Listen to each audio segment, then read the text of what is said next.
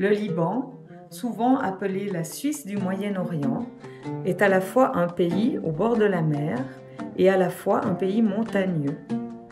C'est un pays magnifique où en peu de temps, des régions très diversifiées se dévoilent sous nos yeux et où l'on rencontre des personnes de cultures très différentes.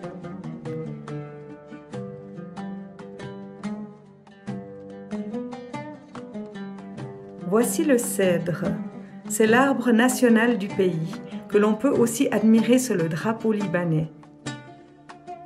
Sur les 4,5 millions de Libanais, 40% sont musulmans et 60% sont chrétiens.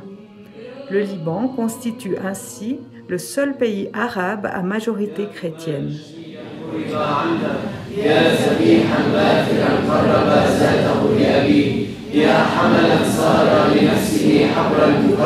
En effet, de nombreuses confessions chrétiennes se sentent chez elles au Liban. Surplombant la capitale, Beyrouth, se trouve le sanctuaire de Notre-Dame de Harissa. La Vierge Marie est vénérée au Liban et, en cet endroit, sa statue donne l'impression de protéger le pays. Chrétiens et musulmans vivent ensemble et généralement de manière pacifique. Notre-Dame de Harissa est également vénérée par les musulmans.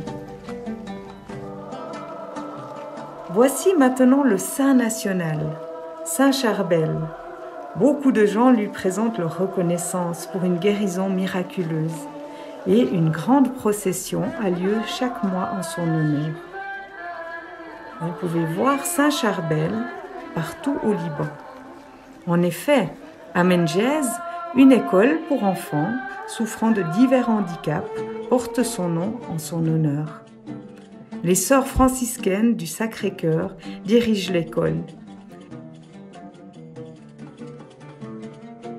Et Nadia et Catherine, de Missio Enfance Suisse, sont heureuses de les rencontrer. Au Liban, les familles ayant un enfant en situation de handicap sont démunies, car pour des raisons économiques, il n'existe pas assez d'infrastructures pour s'occuper de tels enfants, qui parfois vivent dans des conditions très difficiles. Des associations d'églises ou sociales les prennent en charge, dans la mesure de leurs possibilités. Pour les habitants de Menjez, c'est une vraie bénédiction de pouvoir scolariser aussi ces enfants dans cette école. Les enfants retrouvent une dignité et découvrent que Dieu les aime tels qu'ils sont.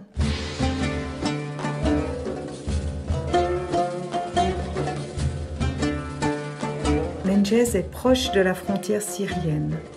Et à cause de la guerre, une roquette est tombée ici en 2011 et n'a pas explosé. Divine providence, dit sœur Martina. Cette école accueille aussi des enfants suivant leur scolarité normale.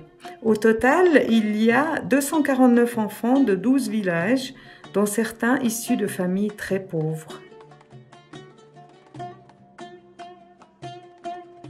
L'école manque cruellement d'argent. Dans la toiture, il y a des infiltrations d'eau. Missio Suisse désire aider ses enfants afin qu'ils aient de meilleures conditions pour apprendre, qu'il n'ait plus froid et qu'ils ne tombent pas malades. Nous continuons le voyage vers Beit Hebak et visitons une autre école.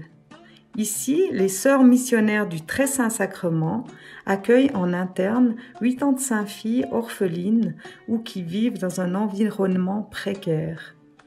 Environ 1365 élèves de la région y sont scolarisés. La maison est dirigée par sœur Mona Marie.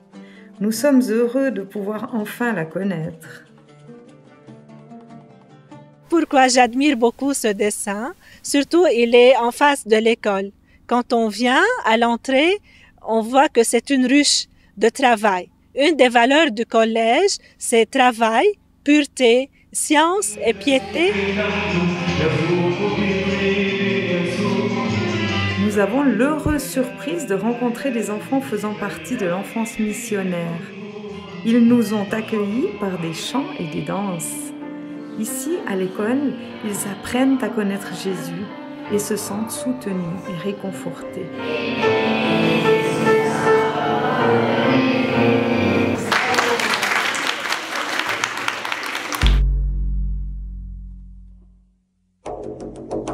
Le Liban fait face à de nombreux défis, tels la pollution atmosphérique, la pollution de la mer et généralement le manque d'informations sur le sujet.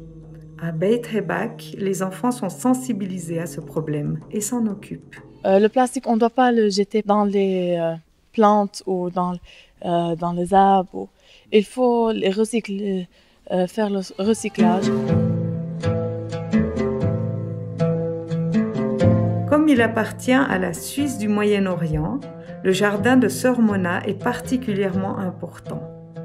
Il l'est aussi pour les enfants. Je sens le calme, je sens la gloire de Dieu, la grandeur de ce Créateur. J'admire la créature, j'admire tous les arbres qui sont là.